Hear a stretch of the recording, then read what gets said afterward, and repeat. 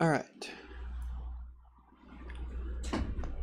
So, um, there's one thing I wanted to do, and basically, I want to compare the quality of news simply by there's obviously people get a lot of their news either from Facebook or Twitter or some type of social media.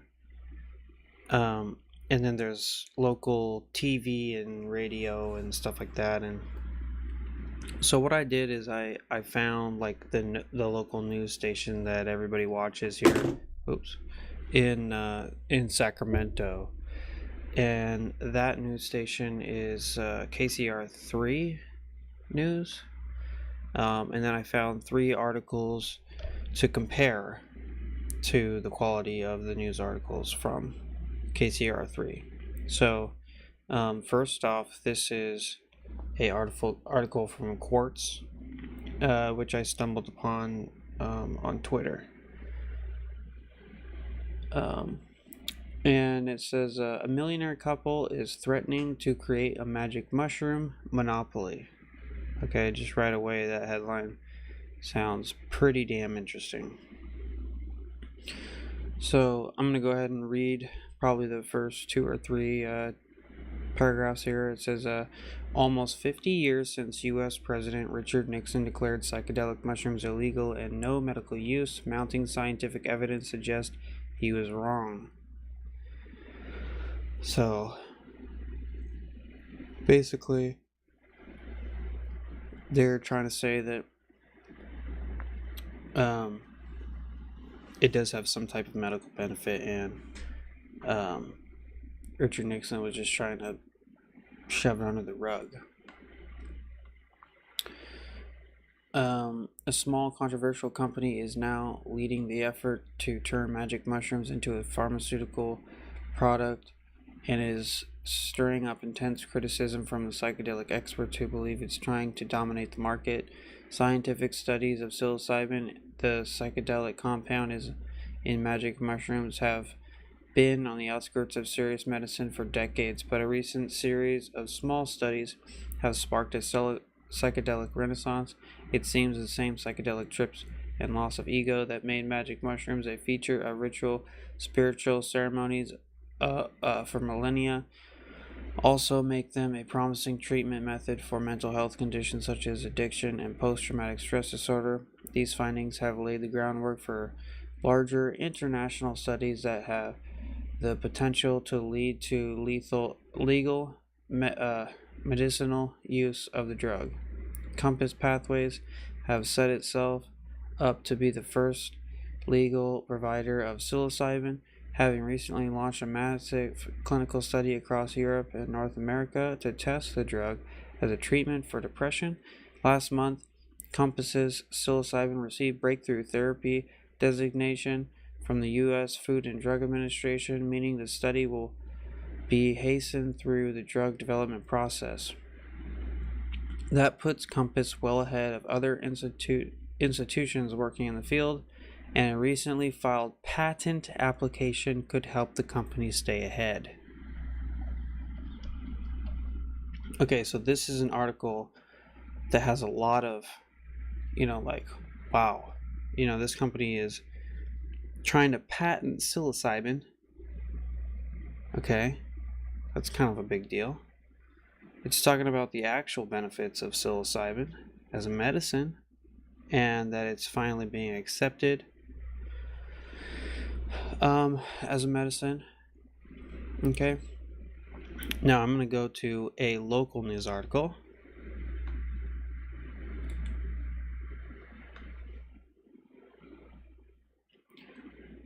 Suspect threw hot sauce at 73-year-old store clerk in holdup, police say. This is what I found. Police say an Alabama man threw hot sauce on a 73-year-old store clerk during a holdup. The Opelika Auburn News reports that police in the East Alabama town of Valley arrived at a convenience store Sunday morning to find the clerk in pain with orange liquid on her face and in her eyes. The woman told officer a man came to the register to buy 2 pieces of candy and flung a cup of liquid into her face when she opened the drawer.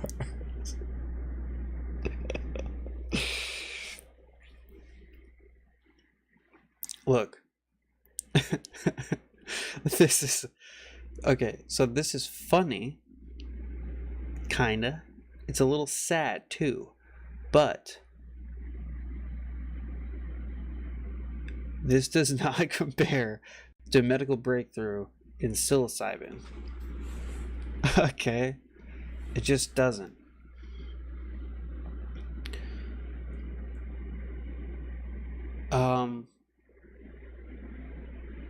So anyways, that's the first article that I came across in my local news station. Now we're going to go back to a news article that I did not find in my local news station. This one. This is Gateway Pundit. It says,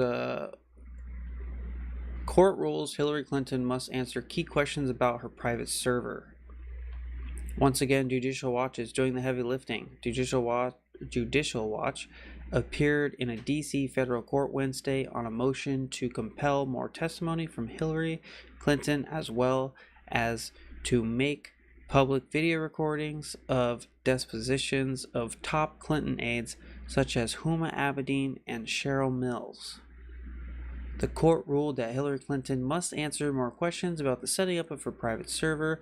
Judicial Watch President Tom Fitton said that the court denied their request to unseal the video depositions of Clinton's aides. This is directly from Tom Fitton's Twitter account. It says, breaking court rules late today that Hillary Clinton must answer more email questions, including key cues about the setting up of her email system. Court denied our request to unveil video depositions of Clinton aides. Great work by Michael Berkershaw.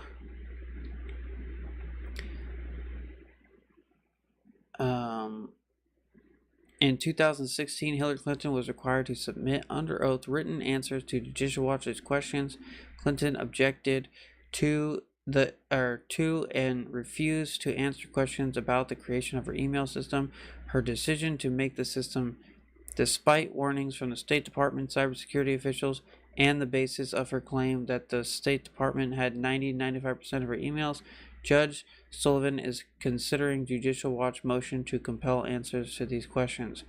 In her responses sent to Judicial Watch and the court on October 13, 2016, Clinton refused to answer 3 questions and responded that she does not recall 20 times concerning her non-government ClintonEmail.com email system.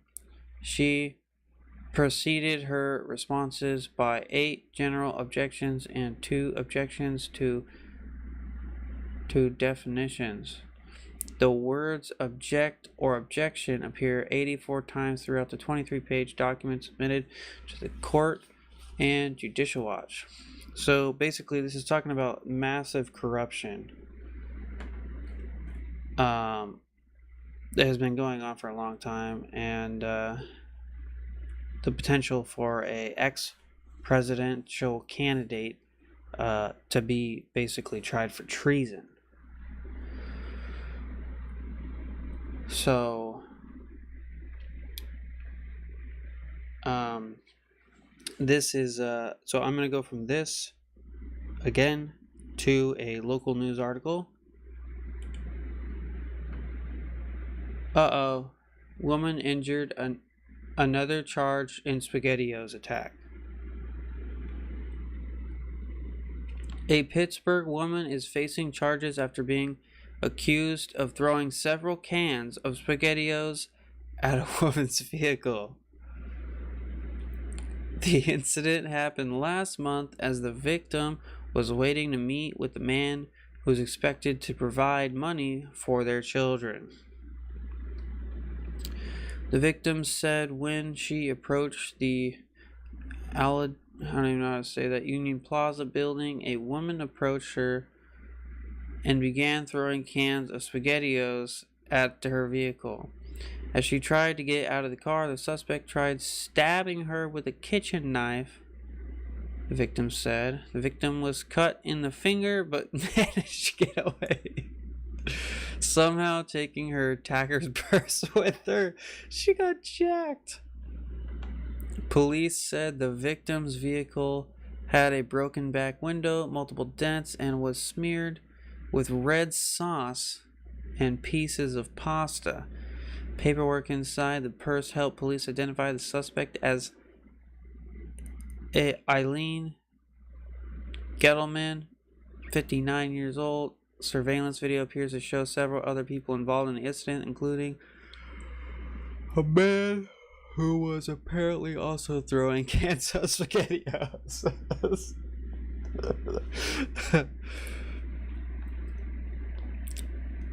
So that is the local news article number 2.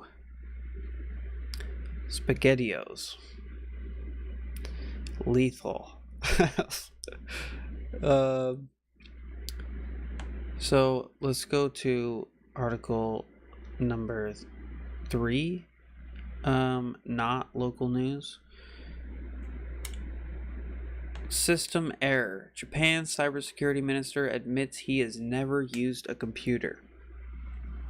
So this is actually quite interesting because here's a man who is a cybersecurity expert, right?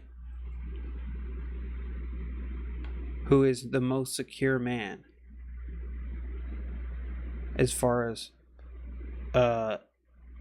computers go, because he's never used one. So it's like an oxymoron.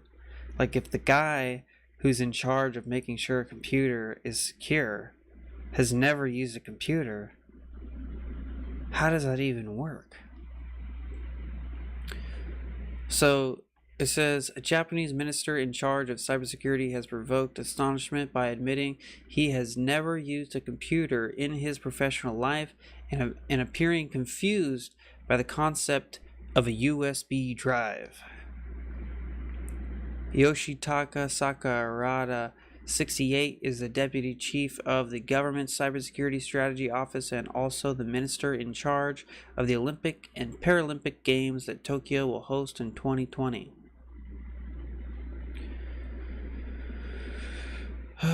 In Parliament on Wednesday, however, he admitted he doesn't use computers. Since the age of 25, I have instructed the employees and secretaries, so I do not use computers myself, he said in a response to an opposition question in a lower house session, local media reported. He also appeared confused by the question when asked about whether USB drives were in use at Japanese nuclear facilities. Now, first of all, yeah, you're going to look confused because you don't ask questions about nuclear facilities. Dumbass. Doesn't matter if it's an electrical, a power plant. If it's a nuclear power plant, you don't ask questions. If it's a nuclear handling facility, you don't ask questions. Okay? Someone like that is not going to answer those questions. So that's why you got to look. Dumbass. His comments were met with I don't even know how to say it, incredulity by opposition lawmakers. It's unbelievable that someone who has not touched computers is responsible for cybersecurity policies, said opposition lawmaker Masato Imai. And his comments provoked a firestorm online. Doesn't he feel ashamed? Wrote one Twitter user. Today, any company president uses a PC. He doesn't even know what a USB is. Holy cow. Another joked that perhaps Sakurada was simply engaged in his own kind of cybersecurity. So if a hacker targets this minister Sakurada, They wouldn't be able to steal any information. Indeed, it might be the strongest kind of security. And it just goes on with all the different things that people said about this particular article. But so this is the cybersecurity minister of Japan, right? And Japan is probably one of the most high-tech countries in the world. Aside from South Korea, they have some of the most advanced technologies. So to have someone like this in a position over, possibly the most fragile aspect of Japan, kind of weird and kind of crazy. And that's kind of a great article because it's something that people should probably know about. And I think it spurs the question, how qualified are the people that we put in office, other than, okay, did this guy just need a job and he was like, oh yeah, I can do it, and then just started doing it and just managed people, which that's fine if that's what you're gonna do, but it's just weird. It's like putting a plumber, right, in the position of like a dog groomer. He didn't know what the fuck he's doing. He's never done that before. So how does he know? He doesn't know. It's just weird. And then this is I'm gonna move on to our third article, local article, and this is from Roseville, California. I'm gonna go ahead and play this video for you guys. If I can.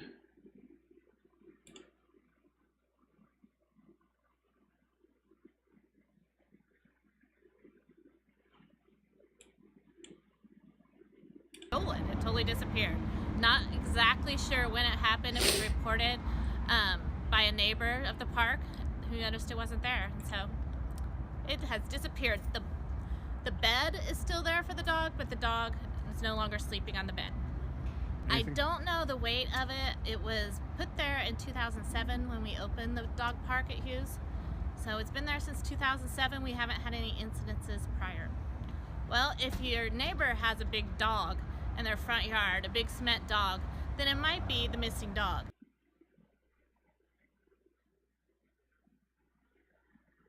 It might be the missing dog. How boring of a fucking news article, or even a video. I mean, I don't mean to sound brash, but that is not news. Okay? It's not news. This is not news. Okay? Someone getting in a fight and using SpaghettiOs as a weapon is not news. This is not news. Somebody throwing hot sauce in someone's face as a weapon is not news. It is dumb. Not only is it dumb, but it's unnecessary. Okay? If we ever want people to move in a positive direction, right? Like, for example,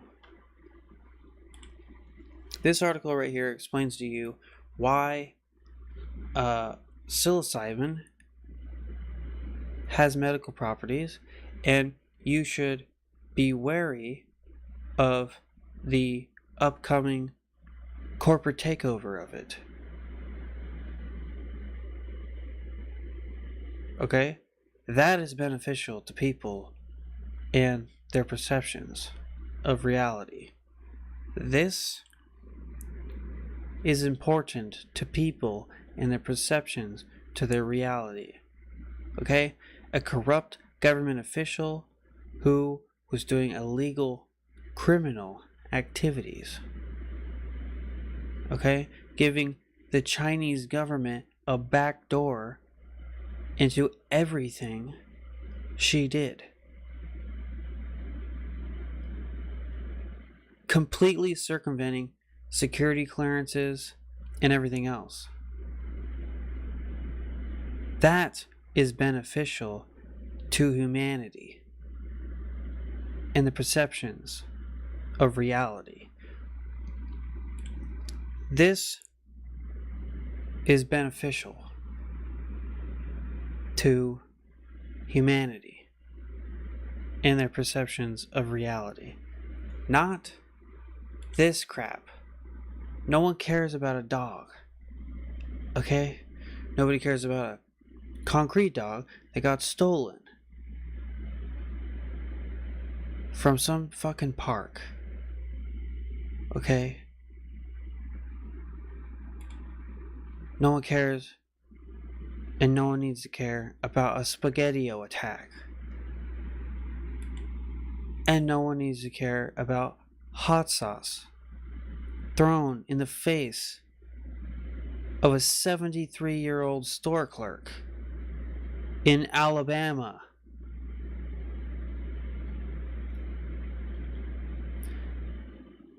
KCRA 3. You really need to start thinking about what you're doing to the perception of the people in your area of broadcasting. All the people that you reach out and touch every day. Think about their perceptions of reality when you do stuff like this. That's all I got. Thanks for watching. And I'll see you soon.